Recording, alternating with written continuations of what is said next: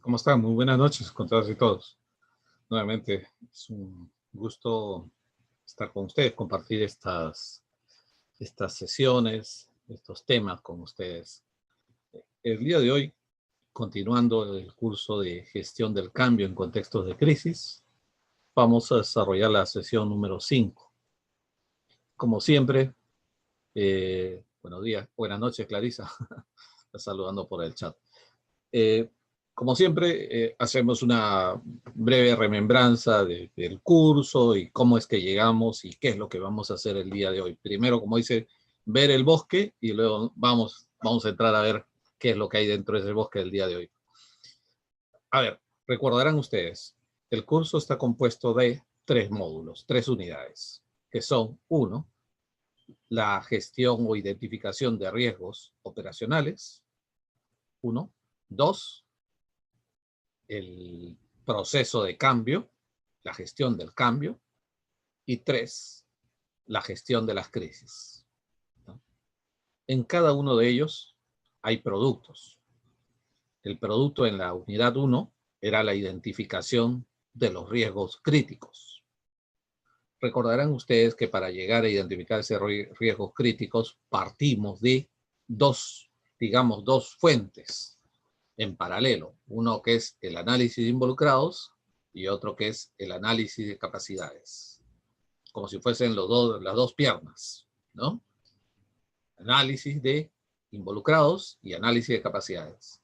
El análisis de involucrados básicamente me va a decir lo que está exigiendo el mercado, los usuarios, la sociedad, el entorno, ¿ya?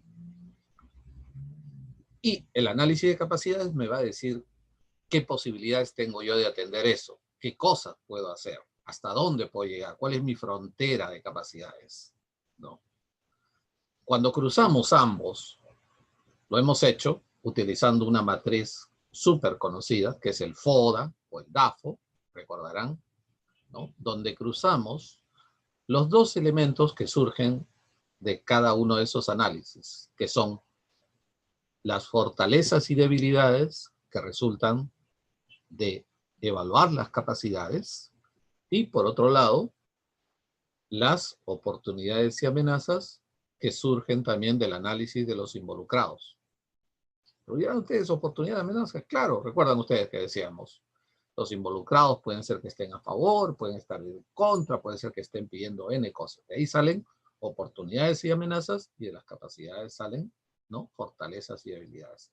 Esos dos los cruzamos en la matriz de FODA, y ustedes ya lo han hecho, elaboraron en grupo 4 tipos de estrategias, recordarán.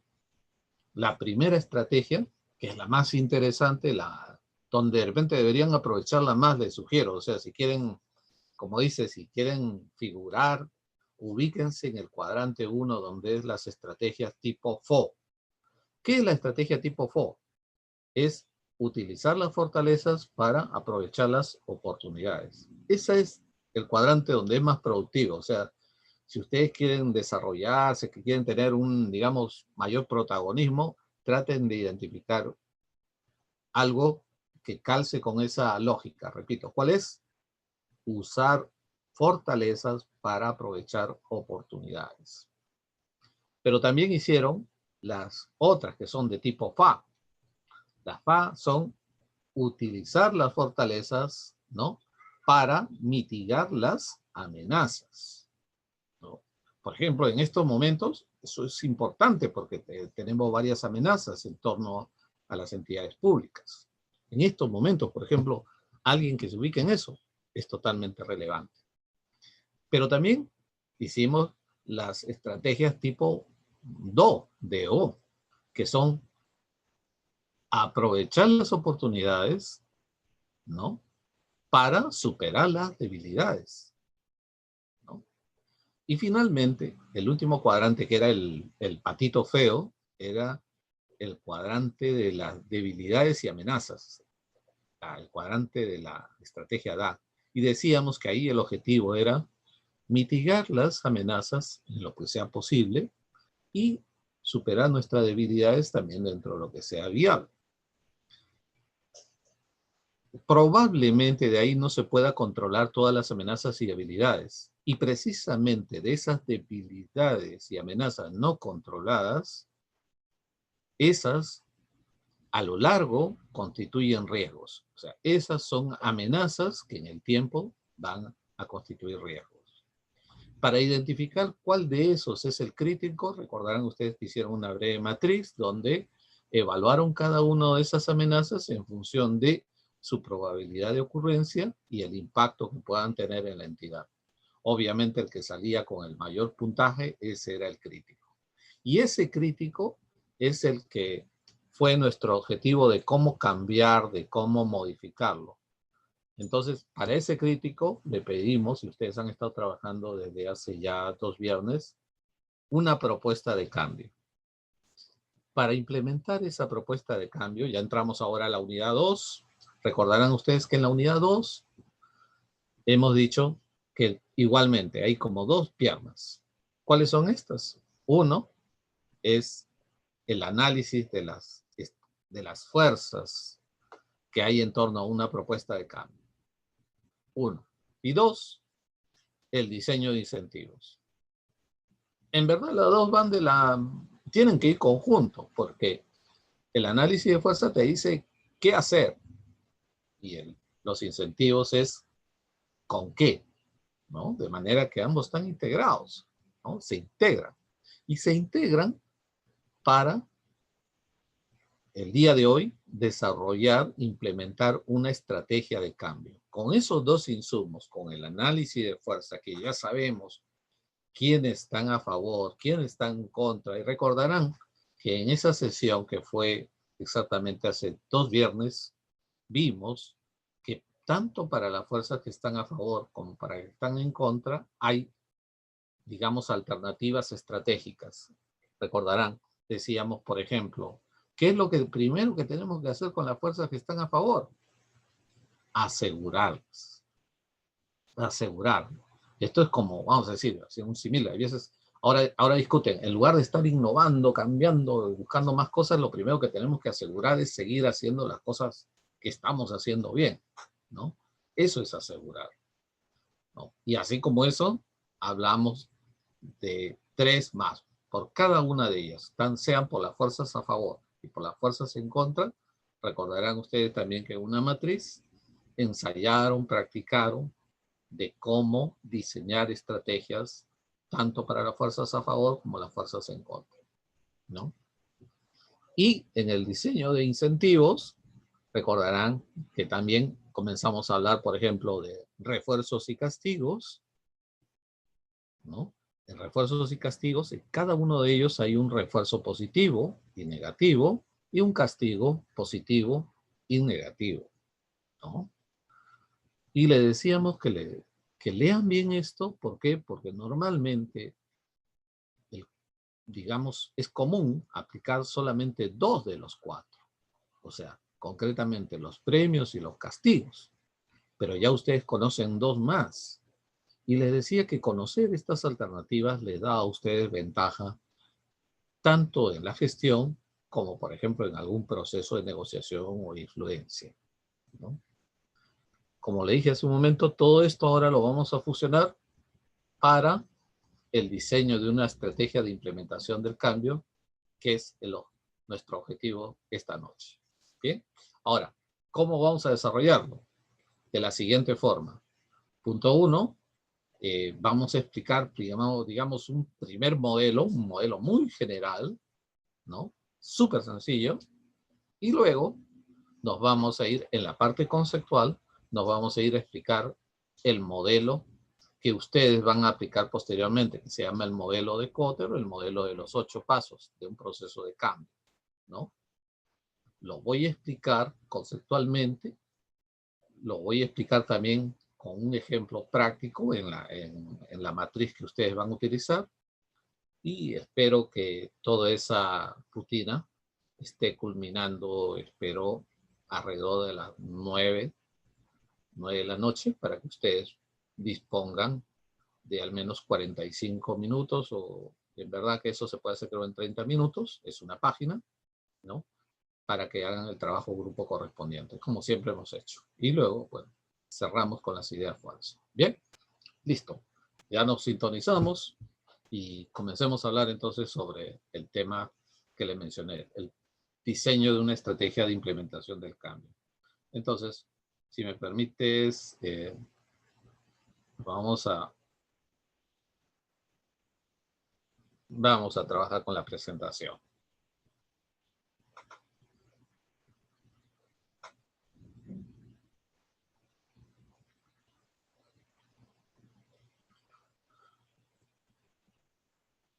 Ok.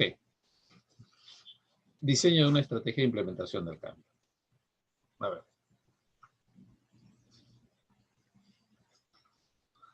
A ver, ¿cómo vamos a comenzar?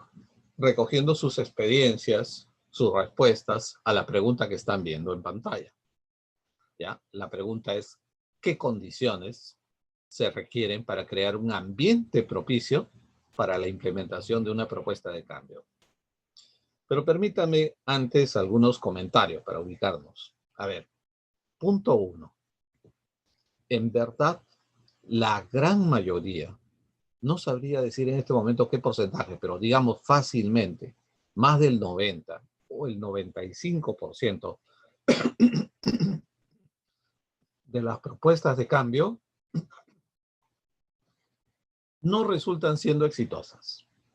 Repito, más del 90% o 95% de las propuestas, iniciativas, proyectos de cambio no resultan siendo exitosas. ¿Ya? Punto 1. Punto 2. De seguro que en todas ellas, personas entusiastas como ustedes, o como quien habla, han pensado, han identificado una idea excelente, que dicen ganadora. A mí me ha pasado. Yo pensé un día que había dado en la idea excelente, ¿no? Igual fue un fracaso, ¿no? Todos teníamos buenas ideas. Eso quiere decir que no bastan las buenas ideas. Segundo, ¿no? Todos, en cierto modo, confiamos que iba a ser exitoso. O sea, nadie comenzó pensando que iba a ser un fracaso. Eso sería un absurdo. Todos comenzamos pensando que era exitoso, ¿no? Y de repente, varios comenzamos de una vez ya pensando en la implementación directa, ¿no? O sea, cómo plasmarlo de una vez. Y parece ser que eso también no es lo correcto. Hay como que una etapa previa. Algo se nos pasó. Para reflejar esto, muy brevemente, les cuento una anécdota. No una anécdota, una experiencia. Hace unos años trabajaba en proyectos productivos con una entidad pública y tuvimos la posibilidad de articular con una ONG. La ONG era dirigida por la hermana de uno de los principales empresarios mineros en el Perú. Ya, con eso ya comienza a pintar excelente, o sea, dinero había, vamos a decir, contactos había. Y nosotros teníamos la relación con las comunidades. Todo. ¿Cuál era la idea? Muy sencilla. Entonces, ya recuerdo. Y yo en ese entonces tenía ya contactos con la Unión Europea, dirigía un programa. Entonces, era sencillo. La ONG iba a dar asistencia técnica y financiamiento para que unas comunidades nativas dediquen toda su producción de papa nativa, ¿no? Papa nativa, hagan una excelente producción y esa producción se iba a ir al mercado europeo. Cerrado, como diría mi hijo, cerrado. O sea, teníamos el apoyo de la Unión Europea, o sea, mercado abierto, la ONG, asistencia técnica, financiamiento, las comunidades apoyadas por el Ministerio de Agricultura. Como dices, ese era lo ideal en articulación, todo estaba. O sea, yo no me imaginaba cómo podía fallar eso. Pues ese fue el error, no imaginarme cómo podía fallar.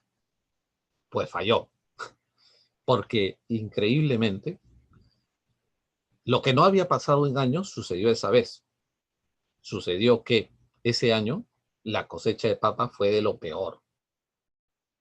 No solamente eso, sino que al final lo que nos dieron fue una papa de mala calidad. Y entenderán ustedes que todo el proyecto se arruinó y nunca más se quiso hablar del tema, porque quedamos mal, ¿no? Quedaron mal todos. La comunidad, las comunidades, la ONG, nosotros quedamos por los suelos. Entonces, nuevamente, hay cosas que fallan. En esa línea es que le volvemos a preguntar. Ahora, ya van contextualizando. Vuelvo a enunciar la pregunta. ¿Qué condiciones se requieren para crear un ambiente propicio para la implementación de un cambio? ¿Ok? Chile, entonces nos apoyamos con el Jamboard. Perfecto. Así es, profesor. Está colocando Liz en el enlace, el enlace en el chat del Zoom, y también está colocando en el grupo del WhatsApp para que podamos ingresar y responder la pregunta: ¿qué condiciones se requiere para crear un ambiente propicio para la implementación de la propuesta de cambio? Recomendamos que ser breves, concisos, y solamente escribirlo y dejarlo ahí la nota adhesiva. Ya el equipo se va a encargar de moverlo y ponerlo dentro de forma organizada. Quienes desean también pueden escribir su respuesta a través del chat o prender el micro para que nosotros podamos colocar las respuestas dentro del Jamboard.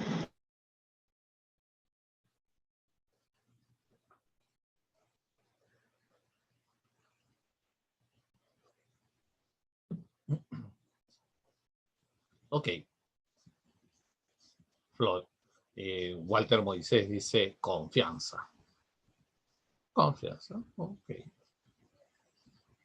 Confianza teníamos. Recursos humanos motivados, sí. Sí.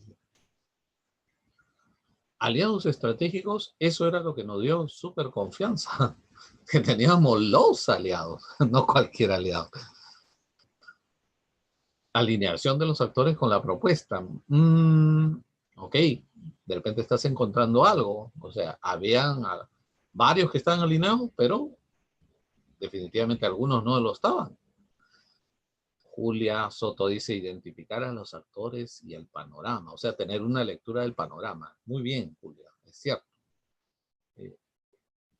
Eso para todo, desarrollen su visión, su lectura estratégica de las cosas. O sea, la capacitación gerencia, continua también es necesaria. ¿cómo dice? Disculpe. Capacitación continua, profesor. Capacitación continua. Es correcto, capacitación continua. Claro. Capacitación continua, liderazgo y ambiente. Jimmy Álvarez dice, determinar las metas comunes. Ya, Jimmy, estamos pensando en las mismas cosas. Ese es gerencia, o sea, no pensar, o sea, justamente, muchas veces nos tienta pensar en las diferencias, y en la gerencia deberíamos pensar en las cosas que nos unen, porque buena parte de la gerencia se llama apalancar. Apalancar quiere decir encontrar lo que nos une y utilizar eso, crear sinergia sobre eso, ¿no? A veces como que esa errada definición de competencia que a veces tenemos, como que serrucharnos el piso no nos deja ver eso claro, ¿no? Pero excelente lo que has dicho. Confianza, identificar las posibles amenazas. Ok, estamos de acuerdo. Ya. Pero, si me permiten, todo está correcto, pero entenderán que ese caso que les comenté nos rompía el cerebro durante mucho tiempo. Fue disculpe, como dice, una patada al hígado terrible, ¿no? O sea, no era solamente perder, era perder por goleada. Ahora yo lo digo como docente, ya pasó el tiempo, porque creo algo aprendí de esos errores, pero en verdad fue casi como una humillación, ¿no? Pero les digo con ese análisis que todo lo que ustedes están poniendo está bien, pero de repente no es el tema crítico lo que todavía está faltando escribir. Recuerden, ¿qué condiciones se requieren para crear un ambiente propicio? ¿Qué condiciones? Están varios, pero de repente falta la primera condición. ¿Cuál es la primera condición para implementar un cambio? Recuerdan de lo que hemos estado hablando. ¿Qué se requiere para que alguien quiera cambiar? Bueno, en cierto modo ahí veo un sticker que algo dice eso. ¿Lo recordarán? Visión. Sí, pero José, la visión es más bien cómo solucionas cuando...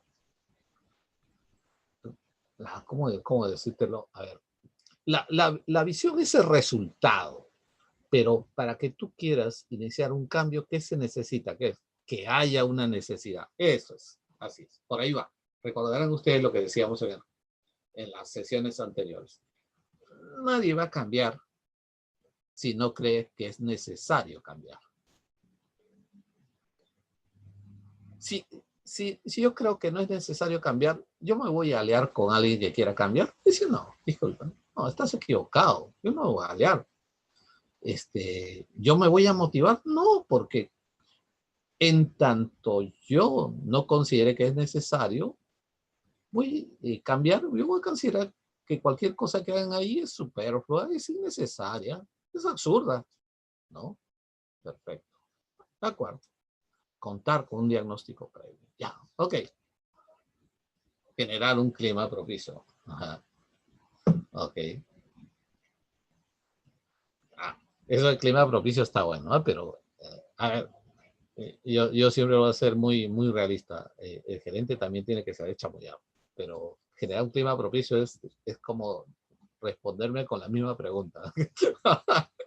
¿Ok? Un ambiente propicio, crear un clima propicio. Ok, bien. Vamos entonces a ordenarnos. A ver.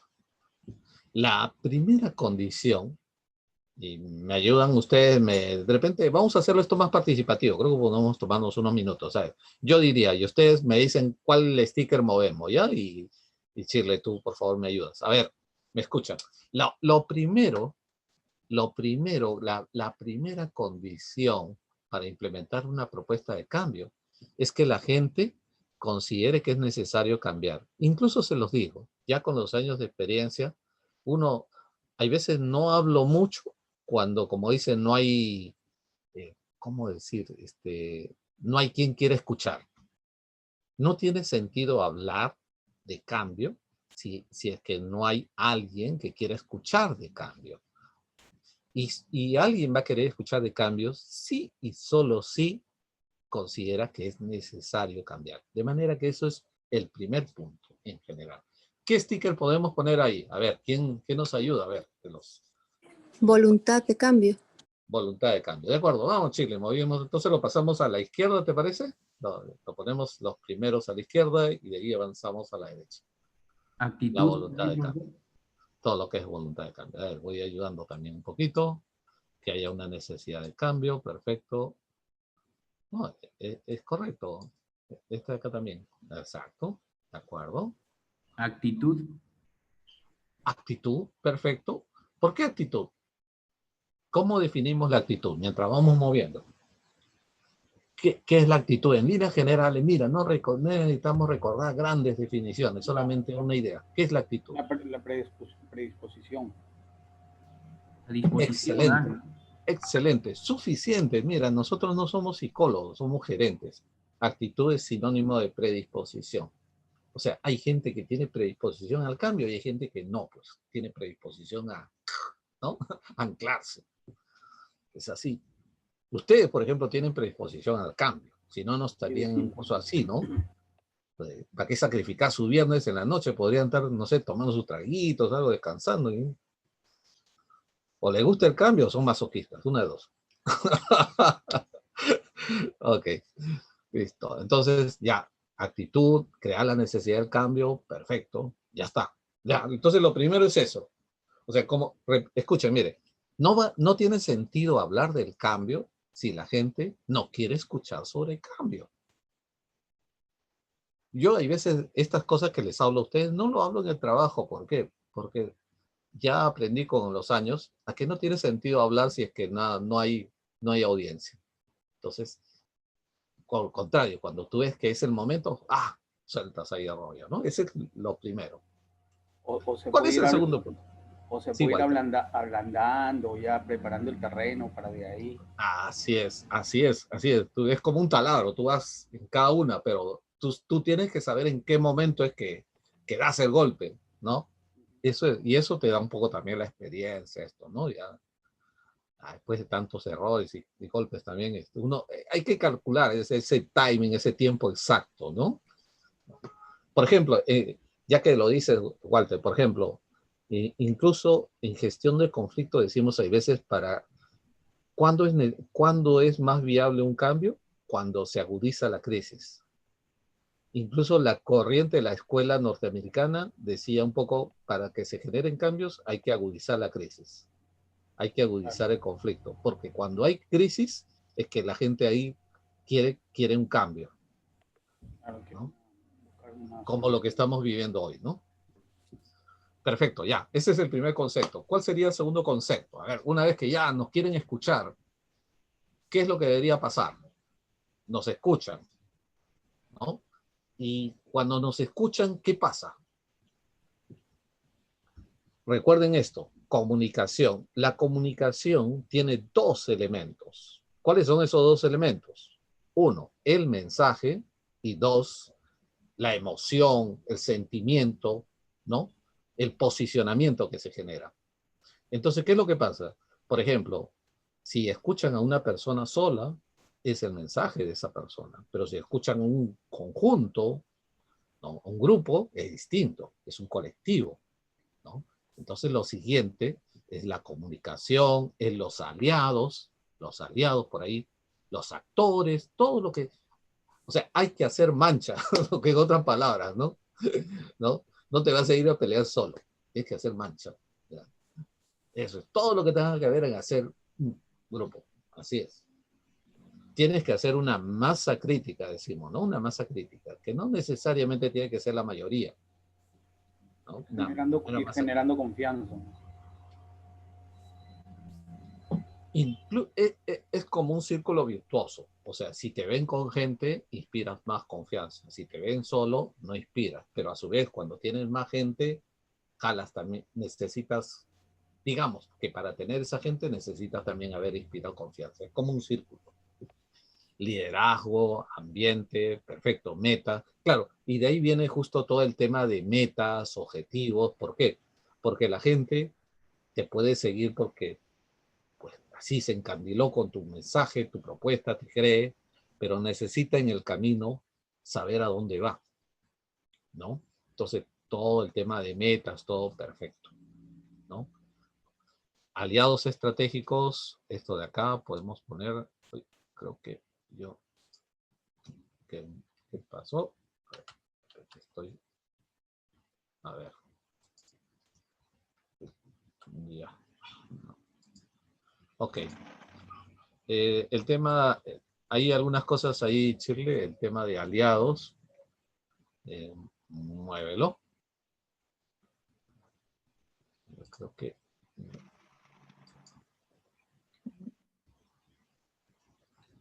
Ok, ¿Aliados, el qué color? acá está. Aliados estratégicos, ¿no? Esto es Ok. vital, claro. Y una vez que tienen ustedes una masa crítica, lo que tenemos que hacer es involucrar a todos los demás, ¿no? Involucrar a todos los demás. Coordinar, capacitar, todo eso son medios para involucrar. Cuando tú quieres involucrar a alguien, el medio es la capacitación, pero el objetivo es, uno, que conozca, dos, que participe, tres, que decida, ¿no? Que ejecute, ¿no? Son como niveles, recordarán que ustedes les dije, ¿no? Y después que hemos logrado no solamente tener la masa crítica, sino hemos logrado involucrar a todos, recién nos vamos a pelear con los que están haciendo la vida cuadritos, ¿no? Pero obviamente, una de las cosas que va a mantener unido, que va a poder, nos va a permitir involucrar a todos, es que la gente conozca hacia qué resultados queremos lograr.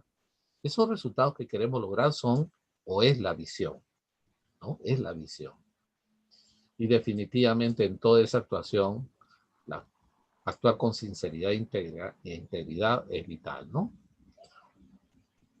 Definitivamente esto de contar con un diagnóstico previo, de repente pudo haber sido la primera, ¿no? La primera etapa, ¿no? Lo primero, ¿no? O sea, para no...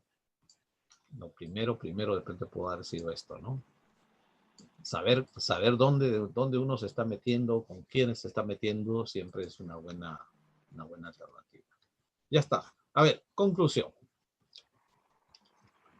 A la pregunta, ¿cómo crear un ambiente propicio? Hay que tener en cuenta los siguientes parámetros. Primer parámetro, no hay cambio si no hay necesidad de cambiar. ¿Ya? Punto 1. Entonces, lo primero que hay que hacer es eso, trabajar, como dijo Walter, hay que trabajar, hay que ir sensibilizando a la gente para que se dé cuenta que es necesario cambiar. Es lo primero. Segundo, cuando la gente ya está sensibilizada, hay que crear una masa crítica, es decir, un grupo de respaldo. Eso es hacer aliados, comunicarse con los cabezas, con los actores, ¿no? Establecer metas comunes, etcétera. O sea, tener una masa crítica. Con esa masa crítica, luego salgo a la cancha y trato de involucrar a más gente. O sea, ya comienzo a reclutar, ¿no? A reclutar a todos. Involucrar de distintas formas. Y recuerden, involucrar tiene varios niveles, ¿no? El mejor medio para involucrar es inspirando confianza, capacitando a la gente, haciéndolos conocer, etc. Una vez que involucré, ya, como dice, ya ahora sí ya estoy fuerte, ahí luego hago enfrentamiento a los que siempre va a haber detractores. Eso es inexorable. Y ya está. Luego podemos continuar, pero por ahí va el tema. ¿Ok?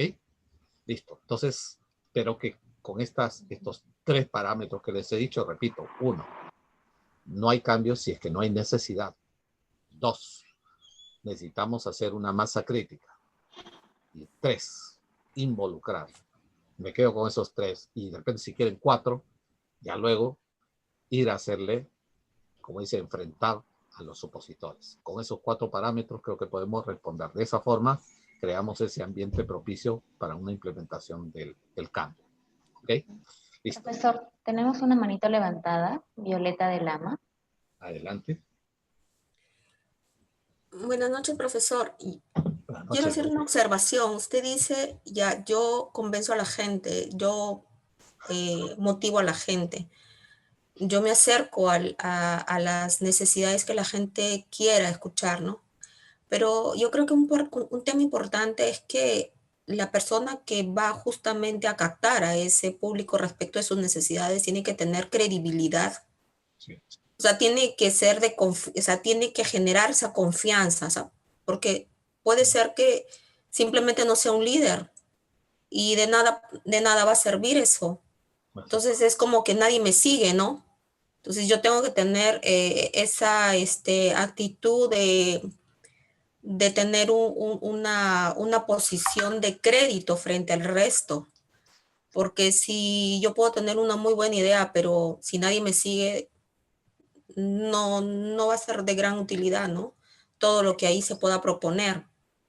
Exacto, exactamente. Exactamente. No hay nada que agregar. Buena precisión.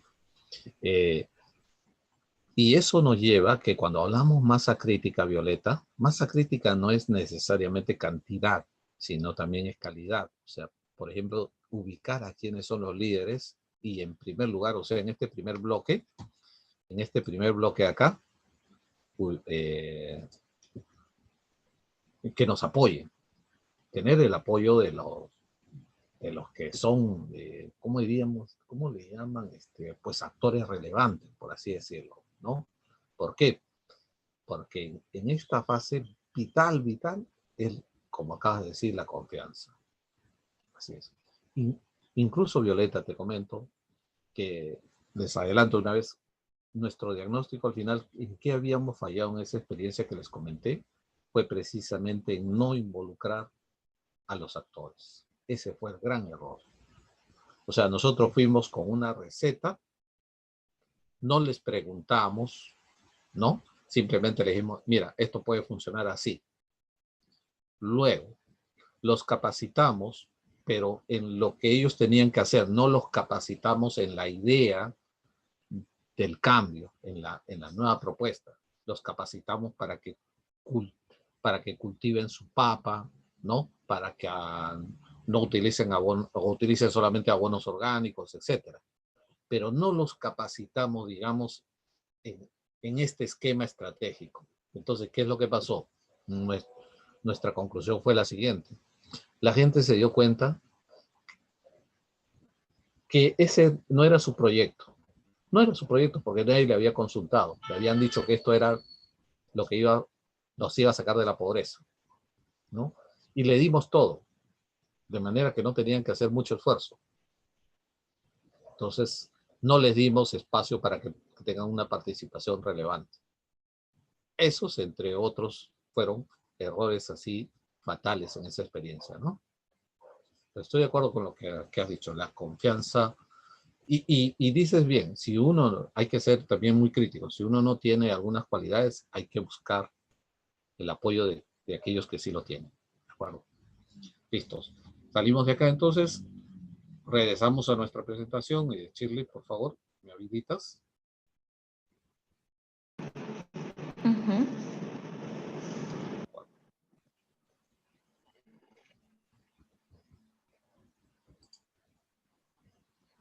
Ok. Entonces,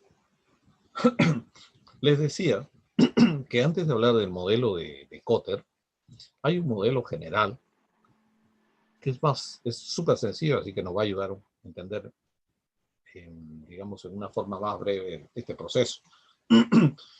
Este modelo es el modelo del proceso de cambio planificado, ¿ya? Cambio planificado, ¿ya? ¿En qué consiste este modelo, este proceso? Este modelo consiste en 3 etapas. Dice, el cambio se genera en 3 etapas. ¿Cuáles son esas 3 etapas? Etapa 1, descongelamiento. Etapa 2, la propuesta del cambio. Y etapa 3, la recongelación. ¿En qué consiste la etapa 1? Descongelamiento. En principio, creo que la definición se puede deducir un poco del mismo nombre, descongelamiento. Hagan de cuenta que estamos ante un hielo. Un hielo compacto, no puedes trabajarlo. Si tú quisieras hacer algo con ese hielo, lo que tienes que buscar un poco es descongelarlo, ¿no? O ponle tú, es como la carne que sacas del freezer, de la congeladora. No la puedes comer. Tienes que descongelarla. Esa es la idea. Haz de cuenta, las cosas que hacemos, nuestras costumbres, las cosas que creemos, es como que están congeladas. No van a cambiar. Porque venga una persona y diga, hay que cambiar. No, no van a cambiar. ¿Por qué? Porque así hemos trabajado durante tiempo y no hay razón para cambiar. Entonces, ¿descongelar qué es? Descongelar es, uno, hacer que la gente piense, ¿cómo diríamos? A ver, yo diría, demostrar o generar insatisfacción, lo que está acá. Lo primero. ¿Cómo se comienza a descongelar? Cuando la gente comienza a estar insatisfecha con lo que está haciendo actualmente. Ahora, ¿pero cómo puede estar insatisfecha si siempre está satisfecho? ¿No? Por ejemplo, eso es presentándole, por ejemplo, nuevas formas más exitosas, por ejemplo. Más exitosas. Una forma más exitosas. Por ejemplo, yo soy feliz de ser docente, pero hasta ahora sigo pensando con un amigo de estudio de secundaria que no era tan estudioso, de seguro que se divertía muchísimo más que yo, y ahora el señor es, digamos, tiene más comodidades que uno. Entonces uno dice, ¿qué hice? Me generó una insatisfacción. Y uno diría, hay que retroceder el reloj, hay que retroceder el tiempo, a ver qué pude haber hecho. O sea, generar insatisfacción con lo que uno está haciendo es un mecanismo que te hace reflexionar para decir, oye, ¿qué hice mal? Y lo siguiente, si tú descubres que, consecuencia de estas nuevas formas, descubres que algo hiciste mal, ¿no? Entonces uno dice, wow, si pudiese cambiarlo. Entonces comienza a surgir la percepción de una necesidad del cambio. Esa es más o menos la lógica. Repito, primero, las personas no tenemos proclividad al cambio porque nos sentimos tranquilos con lo que hacemos, ¿no? De manera que si vamos a cambiar es porque de alguna forma pensamos que no está bien lo que estamos haciendo. O sea, tenemos que crear un nivel de insatisfacción, ¿no? Cuando hay esa insatisfacción, ahí surge la percepción de buscar un cambio. Esto también lo pueden utilizar, sé que varios de ustedes son directivos, son gerentes, por ejemplo, en la gerencia, en el estilo de gerencia hay algunos que utilizan esto, ¿no? Por ejemplo, tuve, no sé si la suerte o desdicha, no sé, de ser alguna vez trabajar bajo un gerente que tenía este estilo, ¿no? O sea, el tipo siempre generaba competencia, o sea, siempre había algo más que hacer, o sea, nunca alguien podía decir ya está todo hecho, o sea, siempre te generaba una brecha, un gap, ¿no? Entonces, ese era su estilo para que la gente siga superándose, ¿no? O sea, generar insatisfacción, o sea, no como otras personas, ¿no? Que dicen, no, muy bien, excelente, no, está bien, pero puedes mejorar, ¿eh? Te generaba insatisfacción, ¿no? Está bien, pero puedes mejorar. O te decían, está bien, pero sabes que Juan lo está haciendo mejor.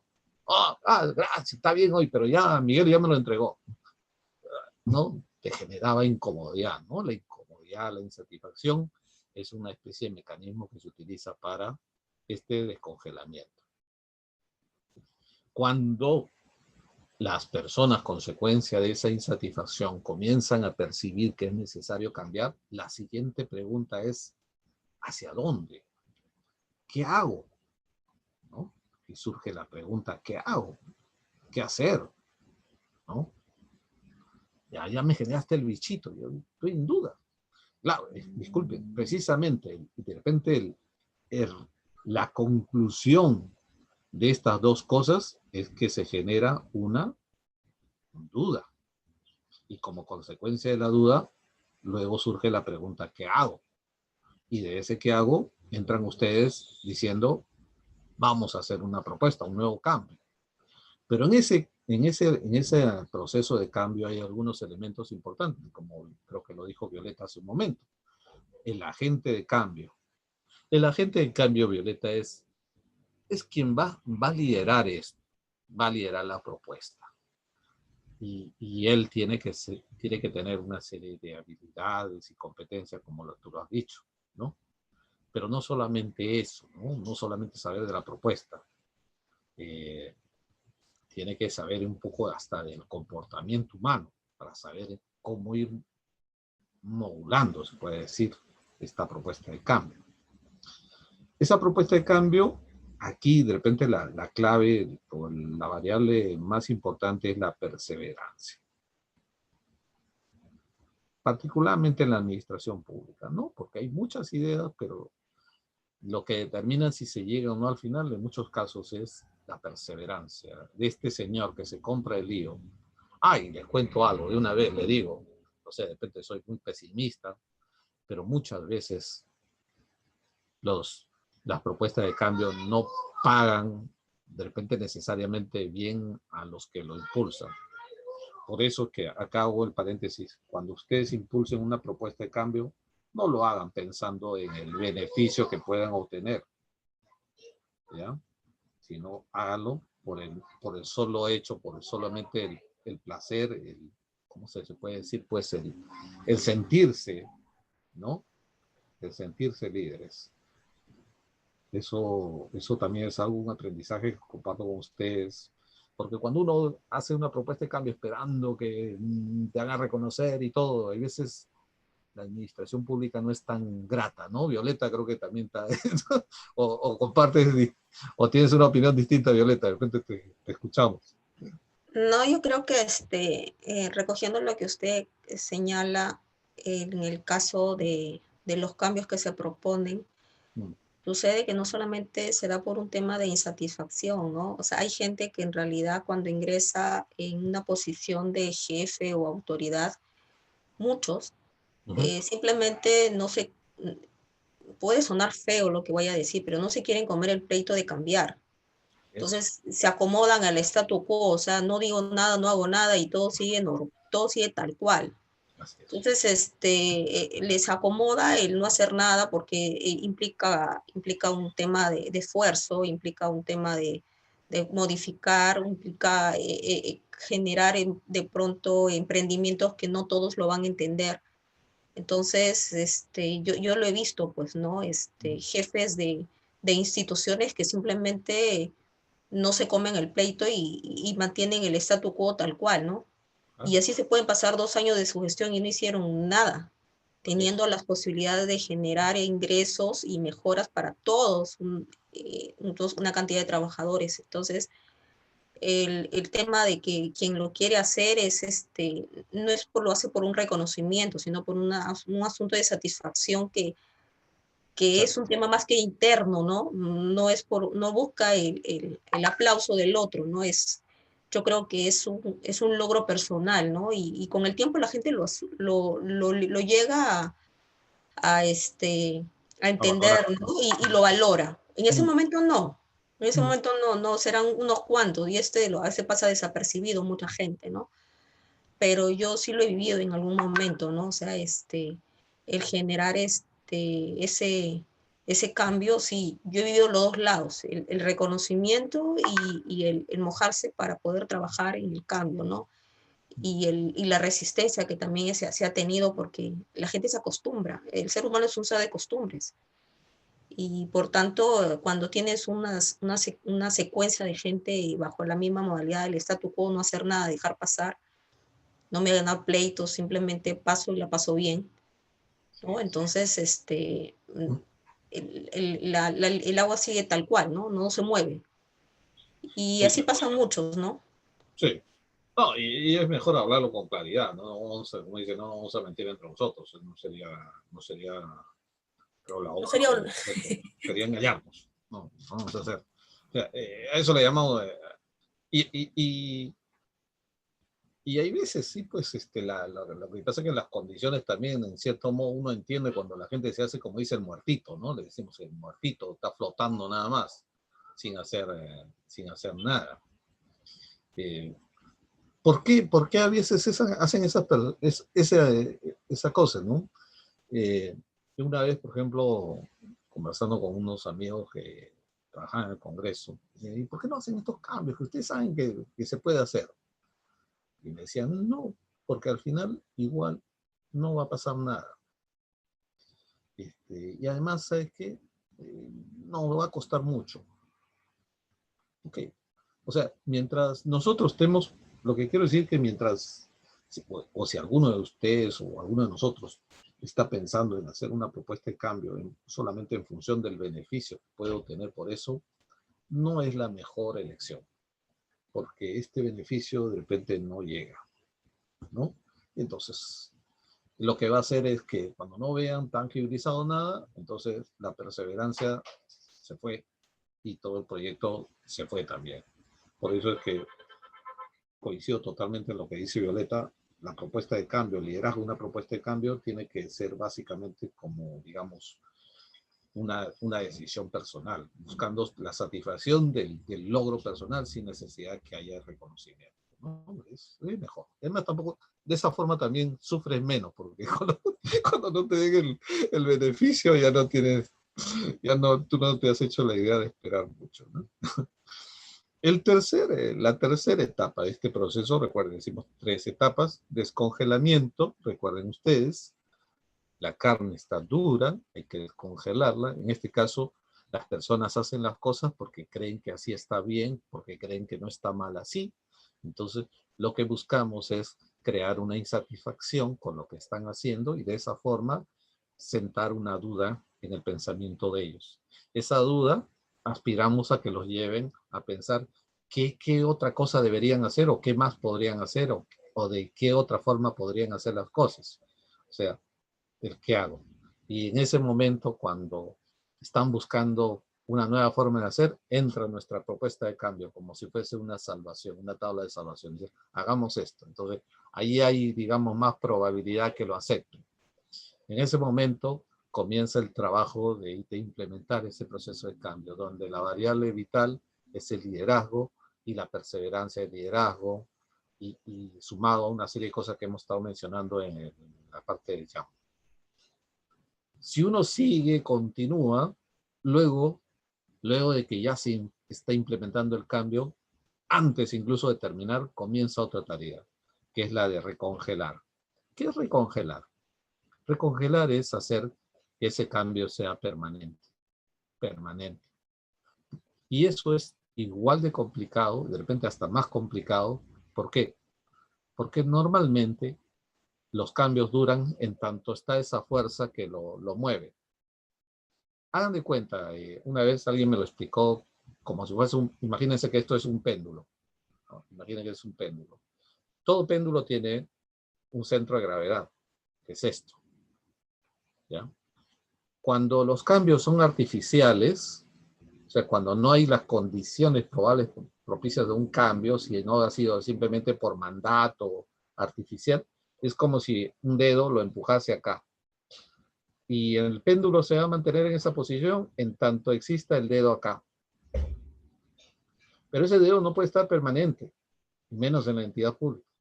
En algún momento el dedo va a dejar de existir porque ya no hay presupuesto, no hay interés, sale y todo vuelve a su centro de gravedad natural. Ley de sistemas. Todo tiene un punto de equilibrio. Un equilibrio ineficiente, lo que sea, pero punto de equilibrio. Por eso es que la tarea de hacer sostenible algo incluso puede ser hasta tan o más complicada que el mismo cambio. Aquí solamente una anotación. Ese recongelamiento, cuando se retira el dedo, la única forma de que se mantenga en esta posición es que todo el sistema cambie. O sea, que todo el sistema cambie para que se quede en el mismo sitio, ¿no? Eso quiere decir que el recongelamiento tiene que ser, digamos, una modificación del sistema en su conjunto, y en esto definitivamente es vital la participación de todos los involucrados. Los involucrados son los que le van a dar este nuevo punto de equilibrio, esta nueva posición, ¿no? Si es que los involucrados no comparten ese cambio, va a regresar a la posición anterior. Bien, con esos conceptos vamos a hablar ahora propiamente del modelo de los 8 pasos. Súper archiconocido. Profesor, disculpe. Sí, Profesor, claro. una participación. Disculpe, por Adelante, favor. todas las que quieran, por favor. Adelante, Ricardo. Gracias, doctor. Con respecto a la explicación de la diapositiva anterior, si fuera amable. Ahí está. Correcto. ¿En qué momento y en qué etapa o en qué etapas es imprescindible tener en cuenta el marco legal en el sector público, pero también en el privado, que también se da? Porque estamos hablando de una serie de aspectos, de condiciones, pero yo no veo en nada la presencia del marco legal. Y usted sabe que en el sector público, teniendo en cuenta su experiencia y su recorrido, que lo tiene, siempre para generar un proceso de cambio dentro de la estructura pública, tenemos que tener un marco legal. Es correcto. ¿Qué significa, entonces, frente a ello, el tener el marco legal y cómo es que dentro de esa estructura se enlaza con todo lo que es la normatividad de control interno de cada institución? Correcto. Sí, creo que, gracias Ricardo, creo que te entendí la pregunta y te agradezco. A ver, obviamente no hay algo escrito, voy a dar mi opinión al respecto. Y Ricardo, yo diría que el marco legal cabe dos alternativas. Puede ser que esté acá, o sea, antes del descongelamiento, lo voy a poner acá arriba, el marco legal. O puede ser que esté aquí, después del descongelamiento. A ver, lo voy a explicar, ¿ya? Porque parece medio extraño. A ver, hablemos de este marco legal 1, llamemos así. Marco legal 1 y este le vamos a poner marco legal 2. A ver, ¿a qué me refiero con el marco legal 1, Ricardo? A ver. No me vengo con todo. Ahí creo que ya. Gracias, José. Ricardo, el marco legal 1 se refiere que hay veces... a ver, en el sector público, el derecho público funciona de una manera distinta a la privada. Para hacer algo, necesito tener la competencia. Ese es el precepto básico del derecho público. Repito, para hacer algo, necesito tener la competencia, la autorización. En ese punto se diferencia del derecho privado, que se aplica en las empresas privadas, donde uno puede hacer todo en tanto y cuanto no esté prohibido por la ley. ¿Ya? Exacto, okay. Pero profesor, teniendo en cuenta qué tipo de empresa, ¿es estrictamente privada o de naturaleza mixta? Las de naturaleza mixta igual se regulan por el derecho público, normalmente, ¿no? Por eso te decía, en el derecho público que se aplica a todo el sector público, llamemos así, sector público, puede ser también empresas públicas, etcétera, sector público, se aplica el derecho público. En el derecho público funciona el precepto de que para hacer algo tengo que tener competencia, ¿ok? Ya.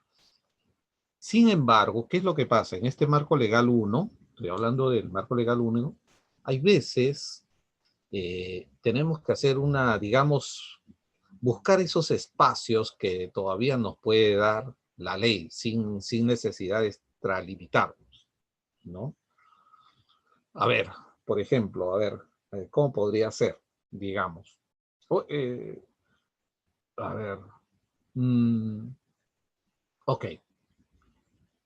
Por ejemplo, la ley me dice que yo solamente debo hacer las funciones que están contempladas en mi ley orgánica, en mi norma de creación, ¿cierto? Y uno diría, no puedo hacer más. No, yo no puedo hacer. Pero la ley también te permite hacer alianzas con entidades, incluso están exoneradas de la ley de contrataciones siempre y cuando sean vinculadas a la naturaleza de su trabajo, de su creación, a la naturaleza de la misma entidad. Entonces, yo puedo hacer haciendo alianzas con otros. O sea, en ese marco legal 1, Ricardo, nosotros podemos, digamos, ir un poquito más allá de las supuestas restricciones con creatividad, por esas cosas del destino, en alguna ocasión he ocupado también el cargo de jurídico y yo creo que ese es el valor agregado en un jurídico. O sea, fácil es leer la ley y decir qué se puede o qué no se puede. Cualquier persona lo puede hacer.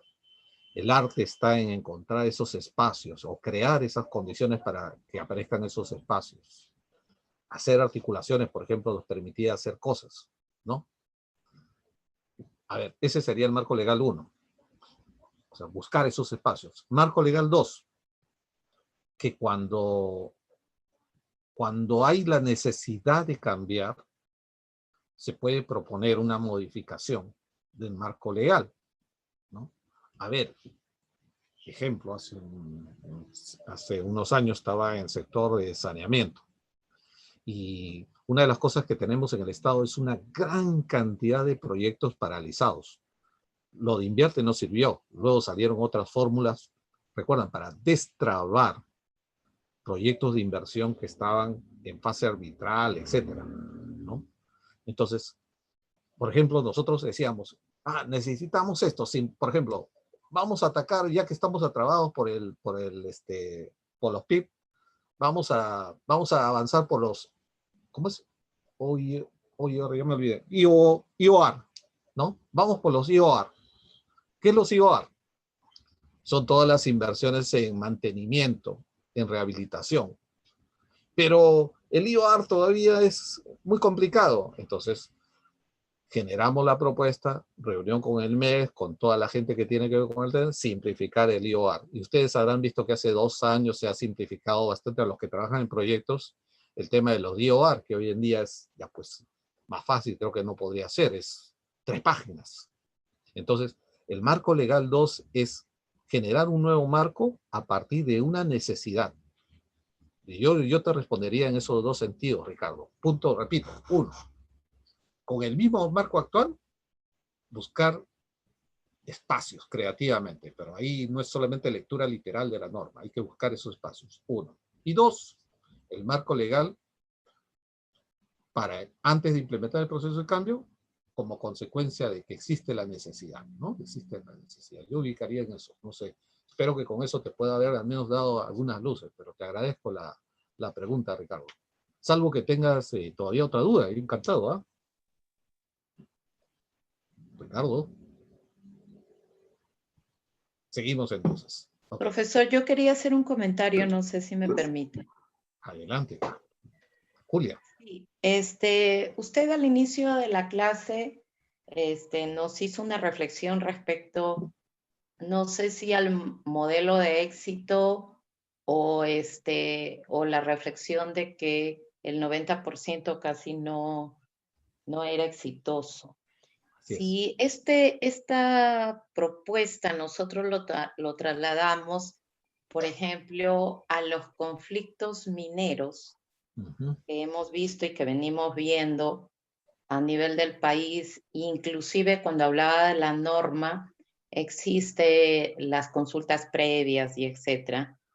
Porque no sé si en la experiencia que usted tiene, ¿por qué no han funcionado estas negociaciones? ¿Tiene algún alcance que nos permita, por favor, claro, compartir?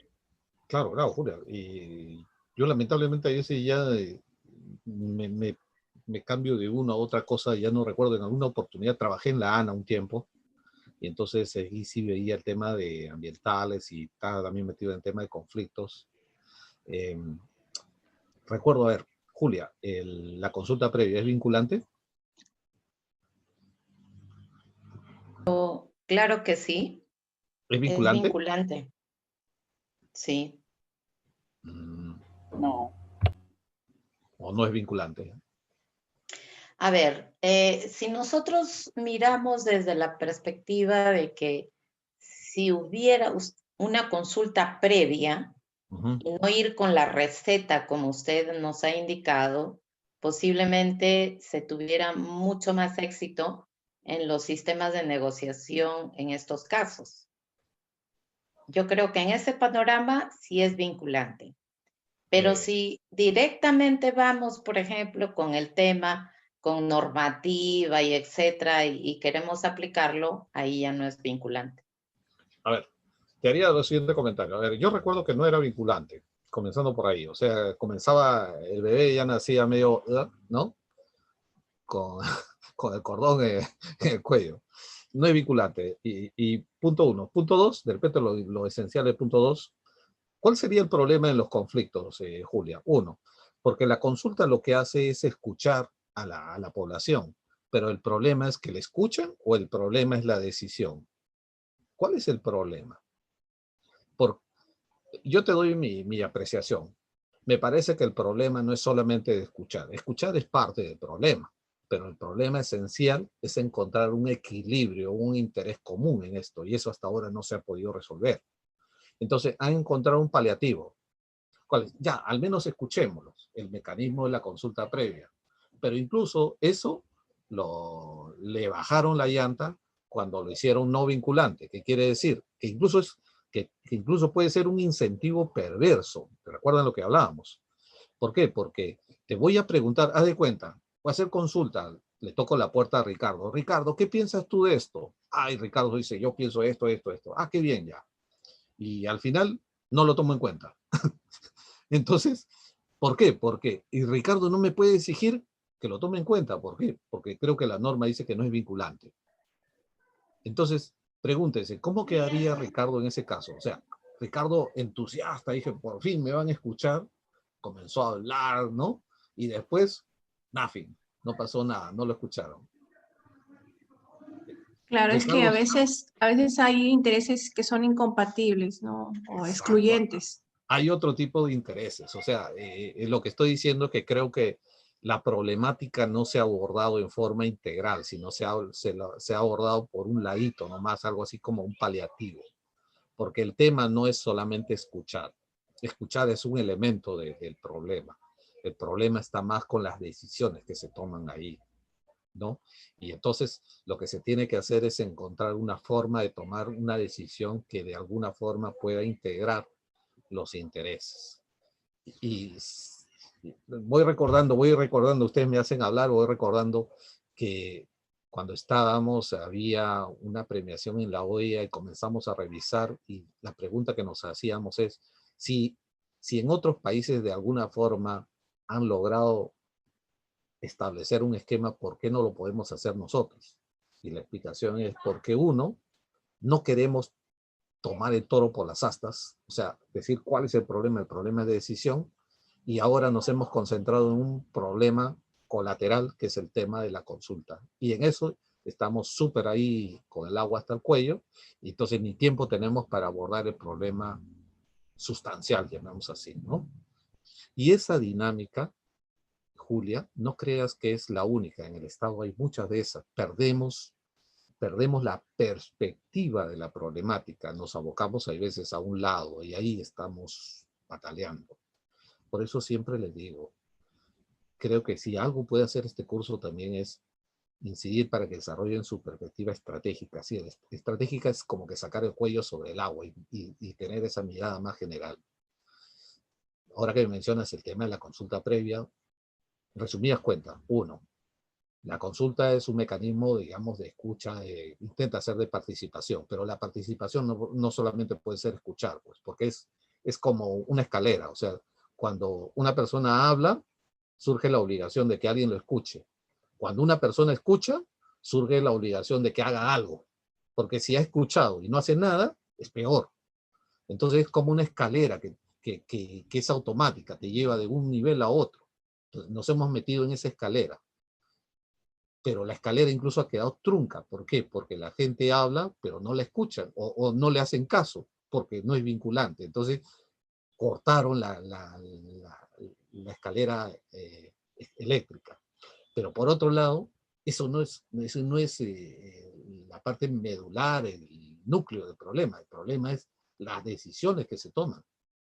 Y esa problemática de las decisiones creo que todavía está ahí como una agenda pendiente. Pero buen punto, Julia, muy bueno. Te agradezco las preguntas. Gracias, profe. Disculpen que a veces hablo en exceso, me hacen recordar ustedes. Ok, vamos con el modelo de Kotter, de los 8. Profesor, Fanny Torres había estado levantando la mano y de ahí bajándola. Creo que tiene una consulta. Fanny, por favor. Profesor, sí, buenas noches. En relación al tema de aplicar la normatividad para los cambios, y usted había dado 2 supuestos, ¿no? Yo le quería comentar una experiencia donde al formar alianzas estratégicas se logró captar la cooperación internacional para obtener fondos, presupuestos, ¿no? Lo que aparentemente era muy bueno, o bueno, en realidad es bueno formar alianzas y obtener recursos adicionales, ¿no? Además que son concursos internacionales, terminó siendo una gran decepción, se lo digo como experiencia personal, en el momento en que esos recursos que están destinados por la cooperación para realizar proyectos específicos, pues al interno del país, dentro de la institución, simplemente se someten a la normatividad pública y se incorporan al presupuesto y se gastan como que si fueran recursos del Estado.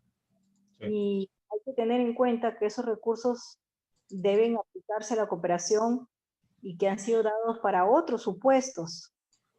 Entonces, ahí, por ejemplo, las alianzas no ayudan muchísimo en el sentido de que finalmente el sistema está hecho para evitar incluso que se pueda lograr esos cambios, porque ya es hacer un esfuerzo a veces extralegal al punto de querer ejecutar recursos. Es como un Frankenstein, ¿no? O ajustarte a una camisa de fuerzas. Tienes recursos que deben ser gastados dentro de un proyecto, pero que a la vez tienen que someterse a los sistemas legales del Estado y que obviamente no se puede ajustar a la camisa porque no han sido concebidos.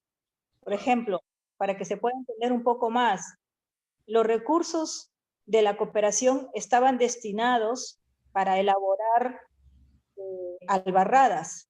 Las albarradas son una estructura ambiental que consiste en hacer unos reservorios sin geomembrana en la parte más alta de un espacio geográfico, puede ser un cerro, ¿no?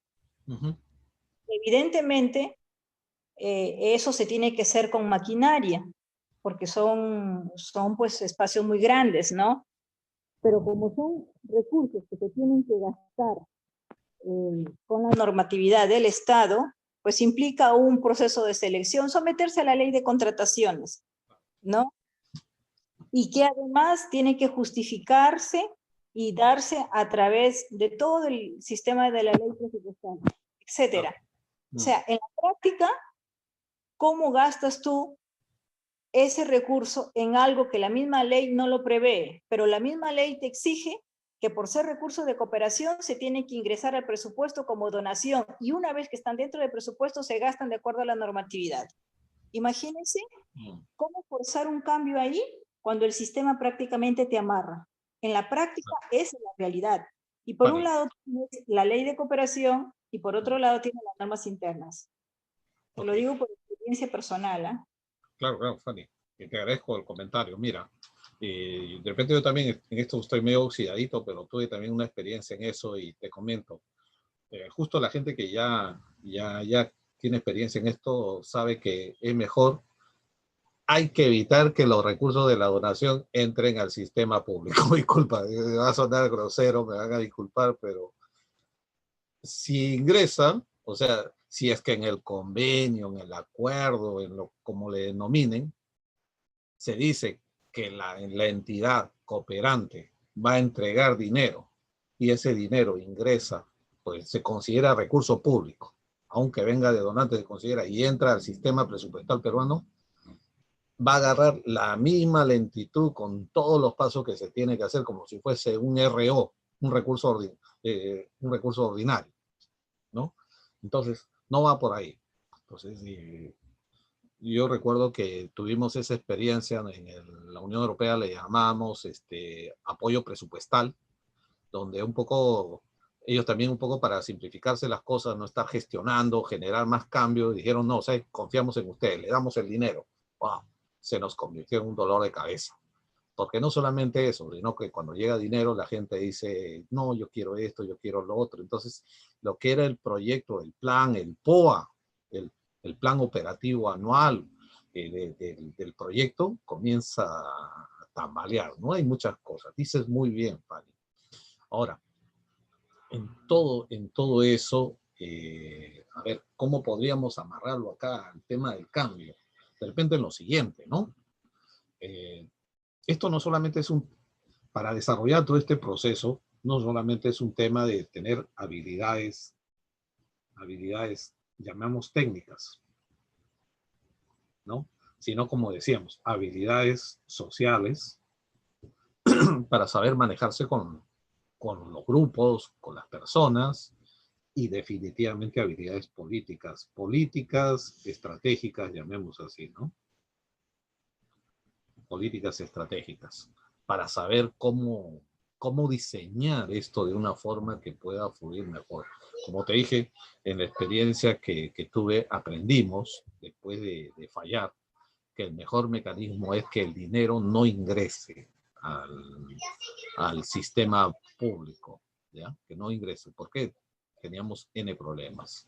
Entonces, por ejemplo, ahora lo que hacemos es crear que cada uno forma su comité de coordinación, cada uno administra sus resultados, pero en torno a un plan, a unos objetivos ya consensuados. Y cada uno aporta desde su línea. De esa forma hemos, al menos en lo que trabajamos en el proyecto por ejemplo, el proyecto con el Banco Mundial y con el BID, se está funcionando de esa manera. No es que ellos no transfieren el dinero, sino se crea una unidad de coordinación, ¿no? Que está desarrollada todo, pero utiliza las normas del Banco Mundial, las normas del Banco Interamericano de Desarrollo. Bueno, estuve hasta hace 3 años, 4 años con ellos, así creo que funcionaba mejor, evitando esas cosas que acabas de mencionar.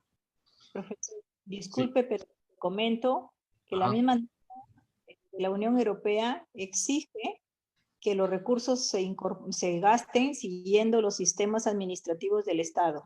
Claro, ese es el apoyo presupuestal que te digo. Eso comenzó desde el año, desde la década pasada, del 2003, porque antes de eso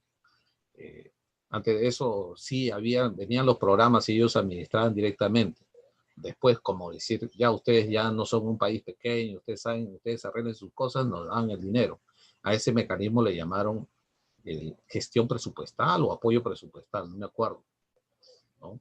Y nos generó una serie de inconvenientes que te digo. No sé si, la verdad que le he perdido la ruta ahora cómo están trabajando, pero definitivamente ese modelo tenía sus inconvenientes. Y dista del modelo que sí he visto que está funcionando, por ejemplo, en los proyectos financiados por el Banco Mundial y el BID.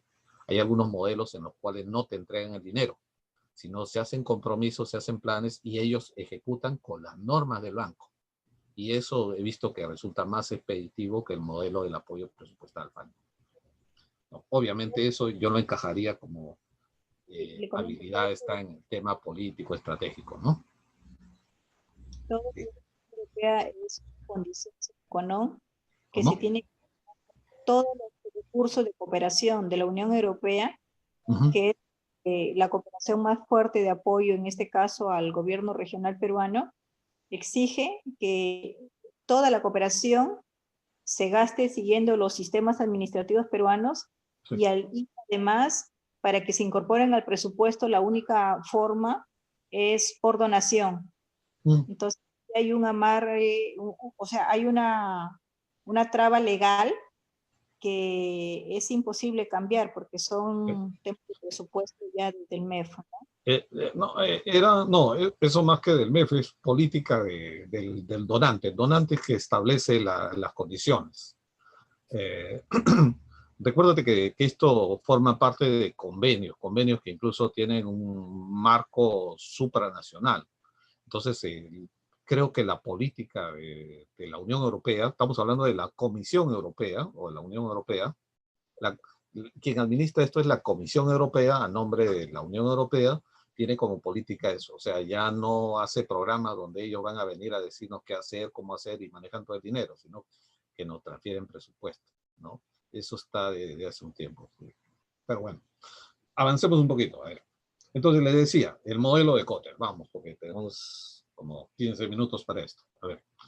Esta parte lo voy a explicar de dos formas. Primero voy a hacer como dice, una breve repasada de los 8 pasos para que se entienda lo principal y luego lo aterrizamos en un ejemplo práctico. A ver, vamos. John Kotter, y este es un modelo de hace 30 años atrás, diseñó un modelo que fue general, sí, por lo sencillo, sigue siendo útil. Él hablaba de 8 pasos aglutinados en 3 bloques. ¿Cuáles son esos bloques? Tiene que ver con la pregunta que le hicimos en el Jamboard. Punto 1, crear un clima propicio para el cambio. Lo primero es, hay que crear. O sea, si no hay ese clima, es como arar en el desierto. Segundo, una vez que hay ese clima, hay que comprometer y habilitar a toda la organización. Hay que involucrar. Término que utilizamos. Una vez que has involucrado, que ya está calando el cambio, lo siguiente es implantar y mantener esa transformación, ese cambio. Primero decía esas 3 grandes ideas, ¿no? Esto sería equivalente a descongelar. Esto sería equivalente al cambio. Y esto sería equivalente al recongelamiento, al modelo que presentábamos, ¿de acuerdo? Al modelo que presentábamos aquí. Descongelar, cambio, recongelar. ¿Ya? Ahora bien, ¿en qué consiste el crear un clima propicio para el cambio? El primer paso es demostrar, evidenciar, transparentar el sentido o la necesidad de urgencia. Primero, lo que decíamos en el Jamboard. En el Jamboard decía que aparezca la necesidad de cambio, pero no solamente la necesidad, sino la urgencia.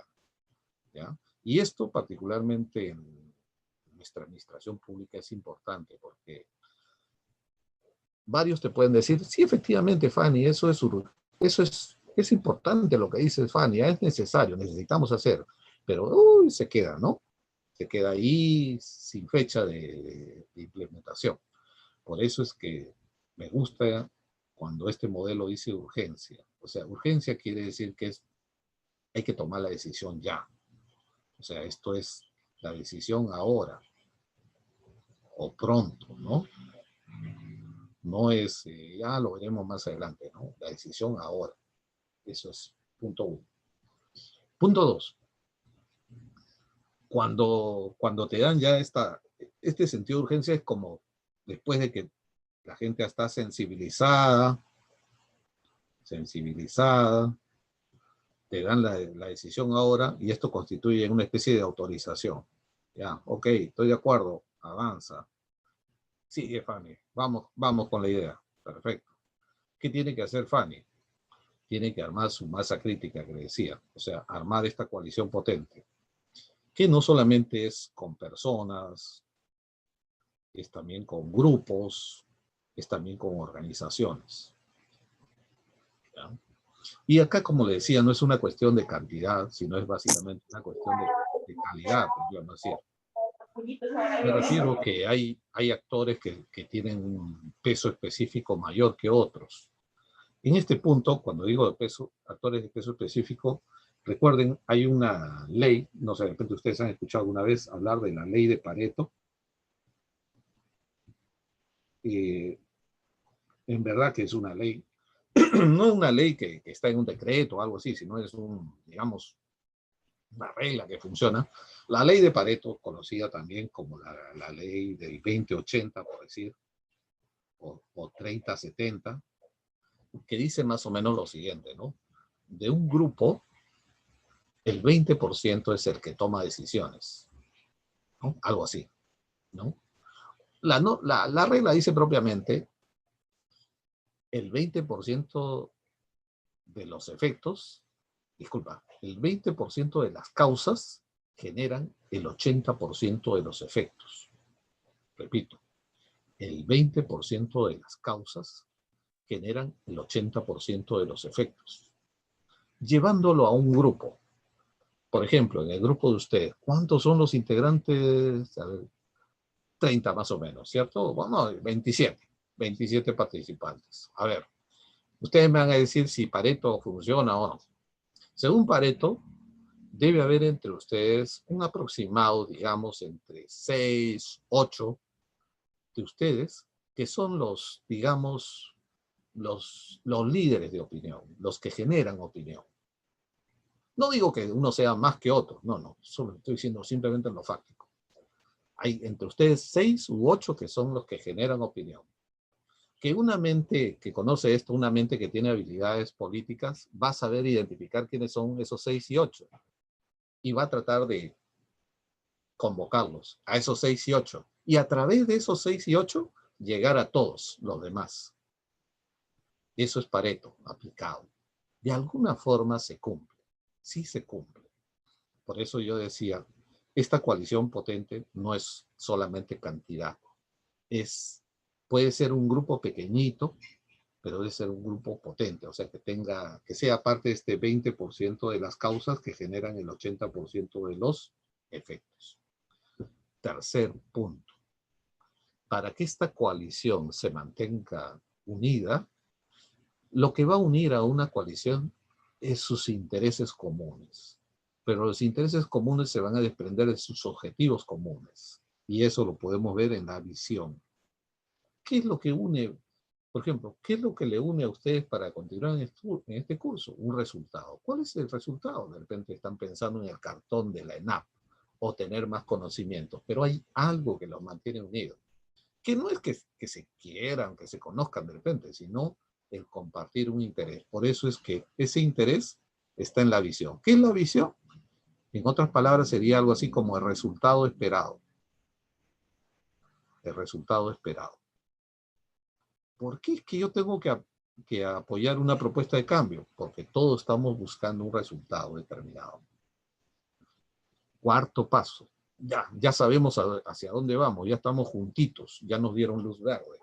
Cuarto paso. Oye, pero no basta con estar nosotros, ¿no? Tenemos que involucrar a todos. Tenemos que involucrar a todos. Entonces, ¿cuál es la forma de involucrar? Comunicando la visión. Y recuerden ustedes que decíamos comunicar es igual a informar, más preguntar, más responder, entre otras cosas. ¿Qué es lo que voy a comunicar? Los resultados esperados. Y a través de estos resultados, encontrar nuestros puntos de interés común. Con esto busco, como dije, involucrar. Cuando entonces ya agarré fuerza, entonces ahí enfrento a los obstáculos. Léase fuerzas en contra. Y recordarán ustedes en la sesión 3, hablamos de cómo enfrentar estas fuerzas en contra. ¿No? ¿Recuerdan? ¿Qué es lo que hacemos con estas fuerzas en contra? ¿Recuerdan? A ver. 1, decíamos evitar, ¿no? Minimizar su impacto. ¿Cómo dice? Minimizar su impacto negativo. Minimizar el impacto. ¿Es correcto? Ya. ¿Qué más? Reducir, evitar. Diezmarlo. Mitigar. Diezmar. Fortalecer.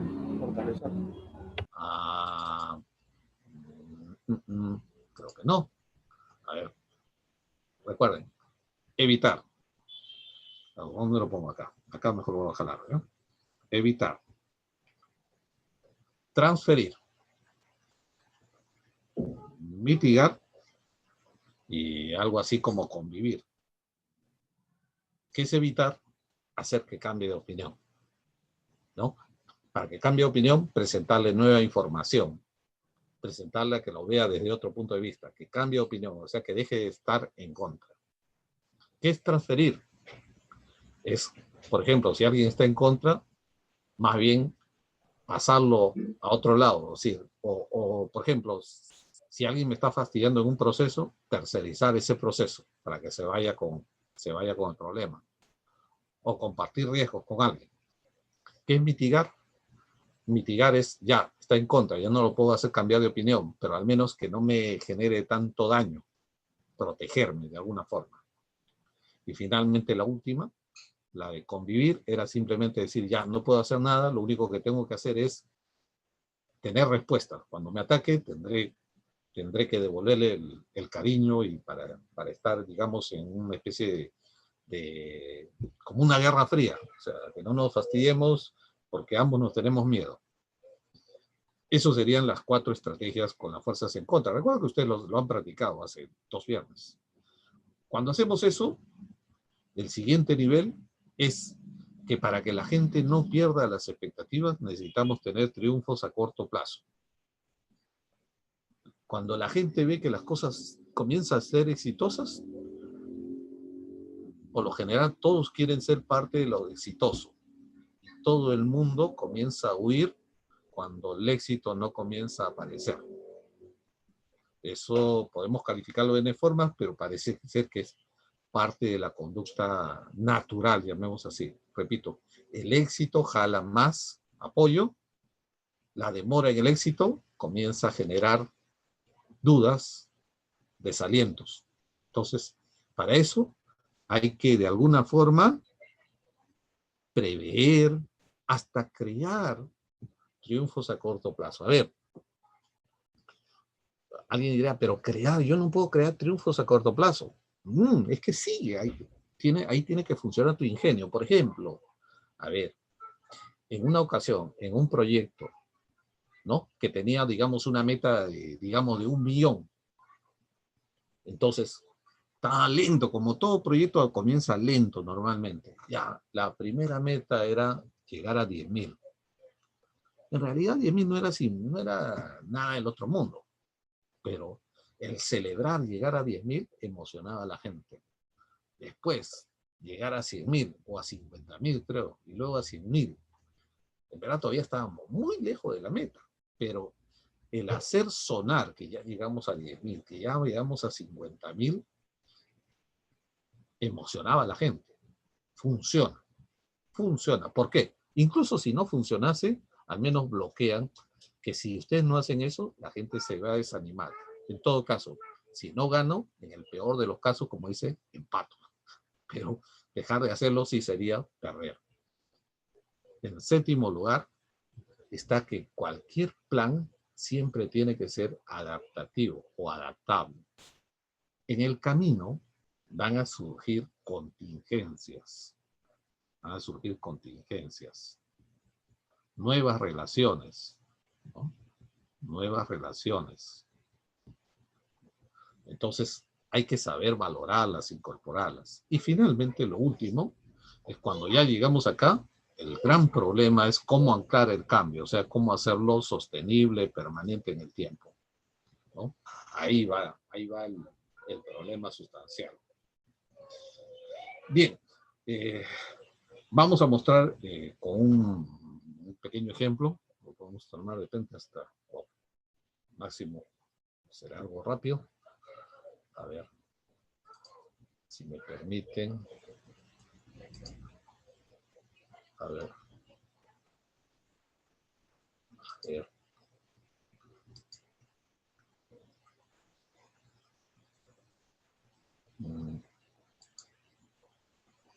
ver, permítame.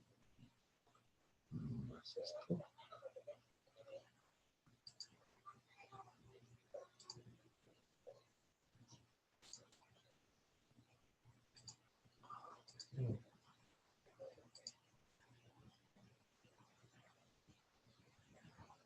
Un segundo, por favor. A ver dónde estamos. No.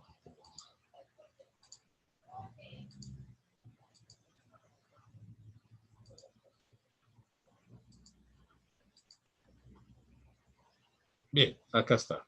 Ok. Aquí está.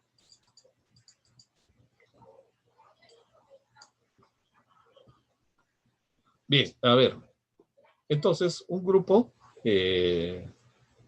planteó una propuesta de cambio que consiste en un proyecto 0 papeles, ¿no? 0 papeles. ¿No? Este proyecto 0 papeles hicieron el análisis de fuerza, diseñaron ideas de cómo influenciar, etc. Y llegamos entonces a plasmar esta hoja de ruta que es el modelo de Kotter. Permítame un instante, por favor, un segundo. Un segundito. A ver, ¿qué pasó acá?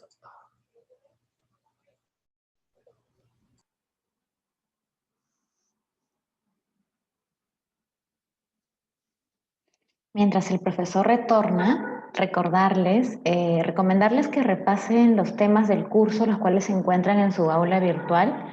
Hay un examen al finalizar el curso que va a ser tomado de forma sincrónica a través del aula virtual, así que recomendamos que repasen.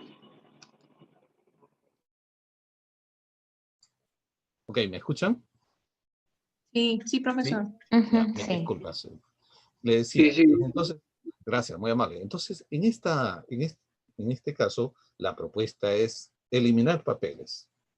Idea interesante, particularmente en el contexto actual. O sea, estamos hablando de digitalizar procesos, todo. Entonces, la idea era cero papeles, digitalizar, virtualizar los procesos.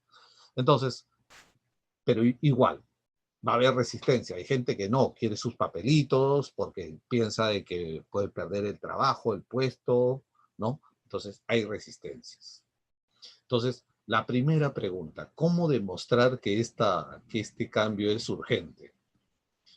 A ver, ¿qué es lo que pueden hacer? A ver, si desean, a la par, estas ideas están compartidas en las láminas que están después de la que presenté el modelo general de Kotter, pero se las resumo, ¿ya? A ver, 1. Para demostrar que algo es urgente, simulen resultados, proyecten resultados. Ejemplo, díganle, si seguimos así,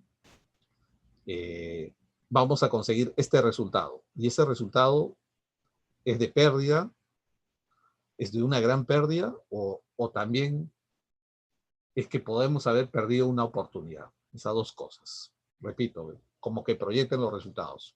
Esto podría ser aquí, ¿no? En la primera. Dice, el proyecto permitiría ahorrar tantos soles.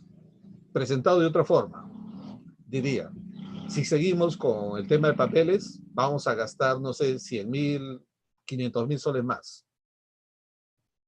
Esa sería una forma de demostrar la urgencia. Lo pueden presentar de dos formas. ¿Cuánto más se va a gastar? ¿O qué cosas se podrían ahorrar? De ambas formas. 1. 2. ¿Cómo también pueden crear sentido de urgencia? Demostrando que esto ya está funcionando en otro lado, ¿no? Y que en algún momento puede ser exigible a nosotros. Entonces, alguien le podría decir, a ver, ¿qué puede ser? Bueno, simplemente eso. Acá no han utilizado, ninguna de estas 5 han utilizado ese mecanismo, ¿ya? Pero podría ser esa una segunda alternativa, de decir que esto está funcionando en otro lado. Tercera cosa, decirle cuáles serían los beneficios que podrían ustedes obtener con esa propuesta de cambio. ¿Cuáles son los beneficios? Y en esos beneficios, no solamente piensen el beneficio como entidad, están negociando con una persona. Y cuando negocian con una persona, tienen que tratar de meterse en la cabeza de una persona. A ver, me van a disculpar, pero hace unos años, cuando trabajaba en el Consejo Nacional de Descentralización, uno decía, ¿qué es lo que quiere un alcalde? Primero primero asumir el cargo, y el primer día que estaba en el cargo lo que quería es que se le reelijan. Bueno, ahora ya no hay reelección, ¿no? Pero eso era así, ¿no? O sea, y uno dirá, pero también quieren el desarrollo de su región, sí, pero también en su cabeza ellos quieren más cosas. Y eso es así. O sea, las personas de repente quieren más poder. Entonces tú tienes que ser realista y cuando decir qué es lo que pueden perder o qué es lo que pueden ganar, también tienes que pensar no solamente en el plano formal, sino en el informal de sus intereses reales, ¿no? También te puedes apoyar de repente en la opinión de un experto, como dijo creo Violeta, alguien cuya palabra sea irrefutable. Es otra forma también de cómo demostrar este sentido de urgencia. Acá, por ejemplo, miren algunos ejemplos. Para cero papeles, ¿Cuánto permitiría ahorrar el proyecto? El no tener papeles evitaría riesgo de pérdida y con eso de posibles demandas, ¿no?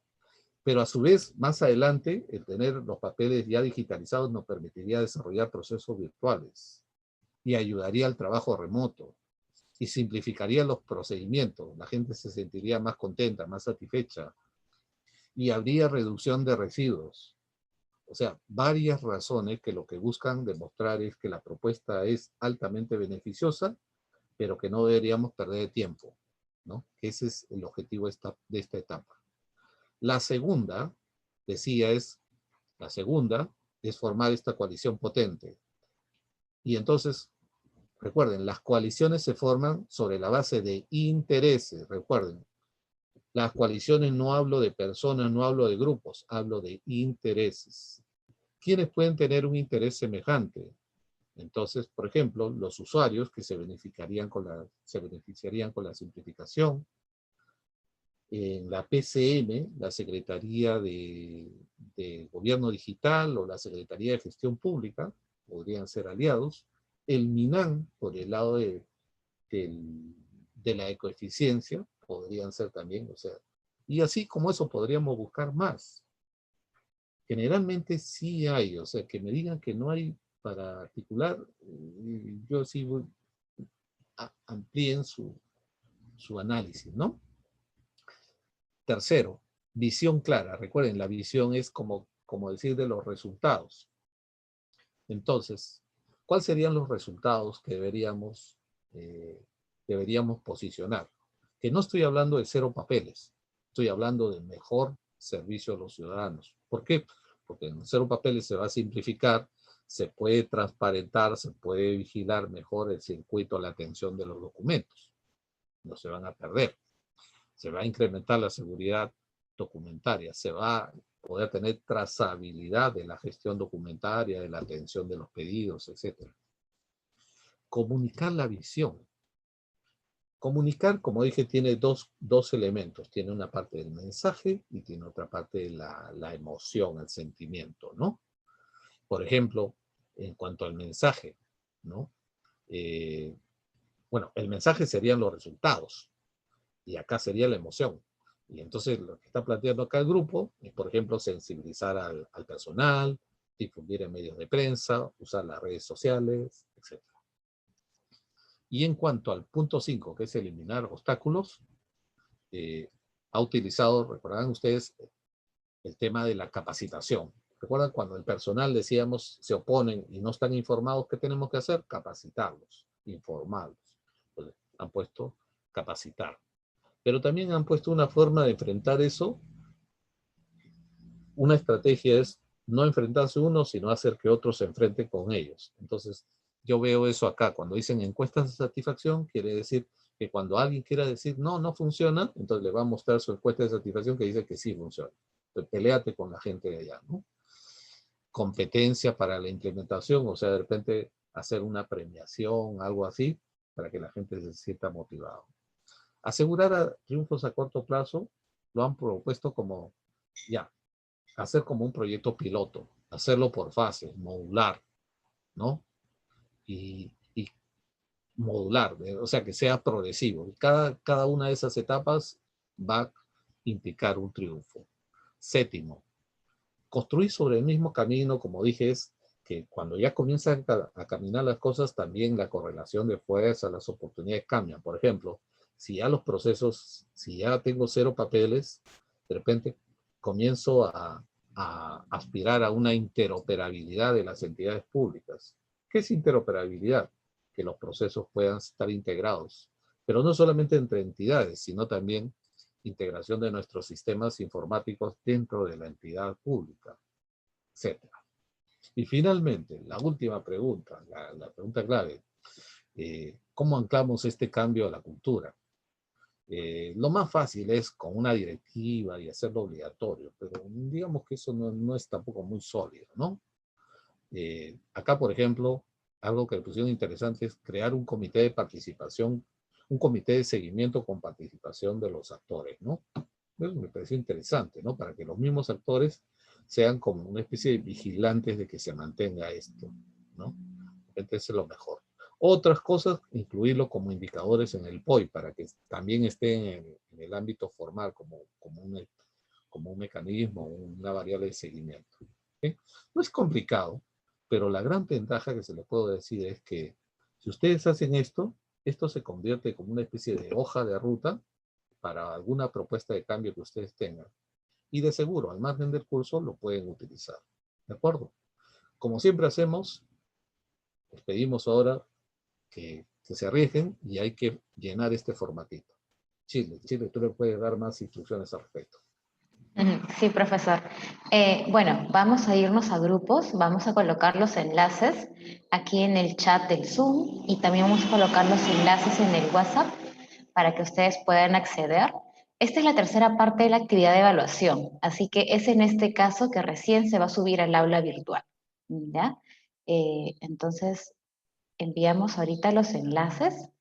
Los grupos se mantienen como en esta unidad, así que en unos minutos, en un ratito, nos vamos a los grupos.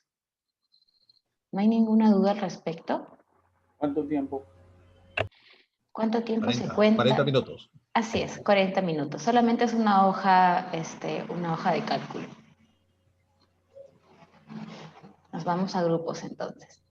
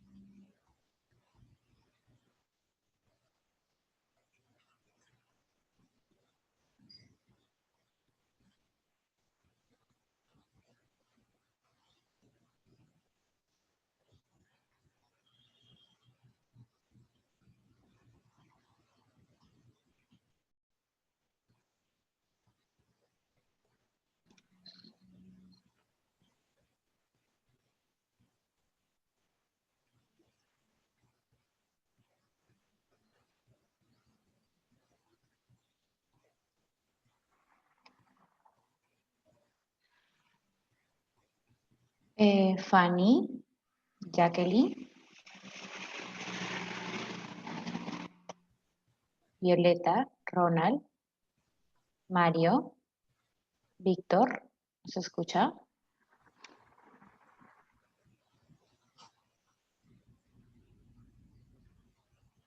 Usuario Evan.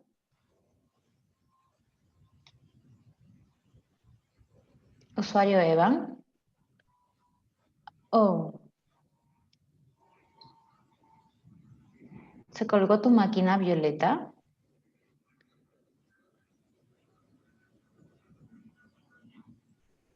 Shirley, disculpa, buenas noches. Un favor, Luis. acabo de entrar desde mi laptop. No sé si podrías Sí. con ese usuario. Con este que te estoy hablando, no, con el otro, por favor. ¿Cuál usuario? Hay dos Luis Preto. Ah, ya, perfecto. Ok, te vamos a enviar también con ese usuario. Ya, perfecto. Violeta, recomiendo que salgas y vuelvas a entrar mejor para que no te preocupes, te vamos a permitir el ingreso.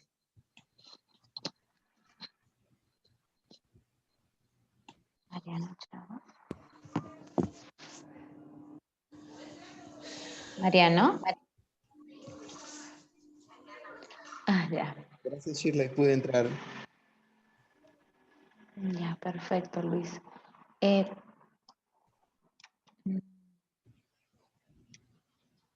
Pero con este usuario es raro, ¿no? Fanny, ¿nos escuchas? Fanny, Ronald. Fanny, Ronald. Víctor. Víctor, Mariano. Víctor, Mariano.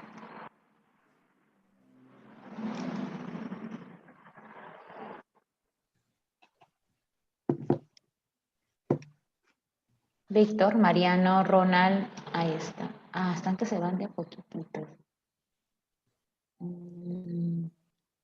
También se fue Violeta, ¿verdad?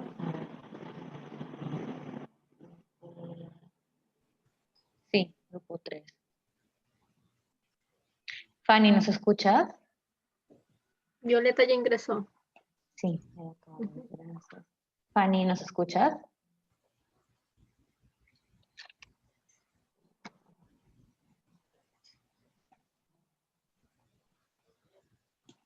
Ronald grupo también, ¿no? Fanny. Sí. Fanny, por favor, Liz, ayuda a la Fanny para que entre. Voy a entrar al grupo 2. Sí.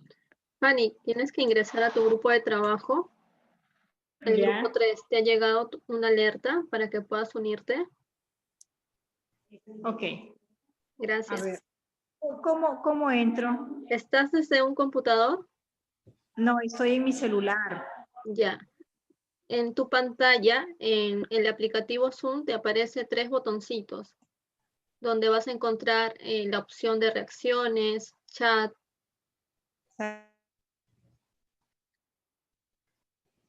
Ya ingresó, creo. Fanny, ya ingresó.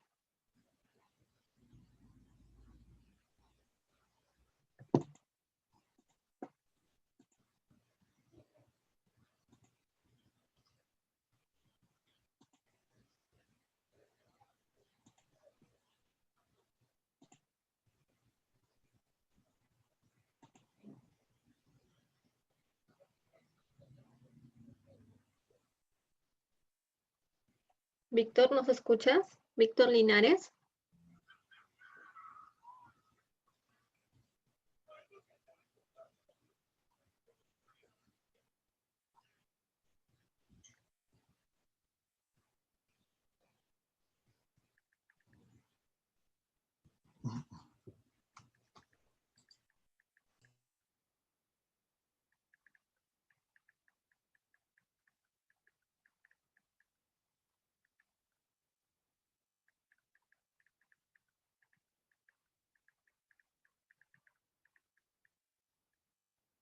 Víctor, ¿nos escuchas? Víctor Linares.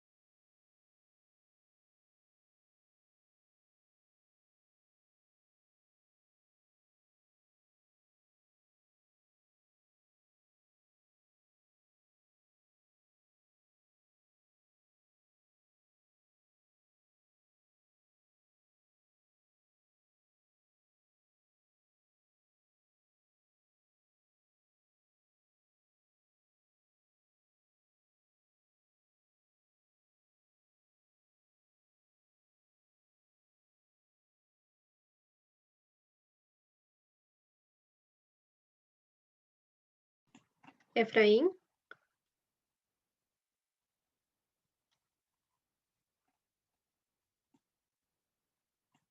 Víctor, buenas noches.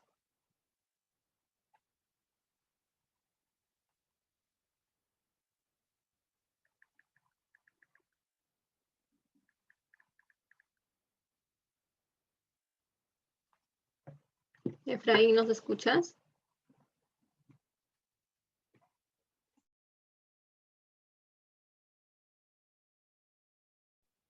Profesor. el grupo 3 quiere ayuda, ¿no? Sí, de ahí vengo. Ujú. El profe. Sí, lo estaba llamando, creo que ha salido un ratito. Los demás se conectaron. ¿Era Sí. por el tema de su internet o no encontraban la ventanita? No, Víctor Linares estaba en una llamada. Justo le escribí por el Ah. WhatsApp, pero ya ingresó. Lo máximo. Ya, voy a entrar a los demás grupos. ¿Ya, Lizy? Ya, está bien. El 2 ya están, el 3, el 4.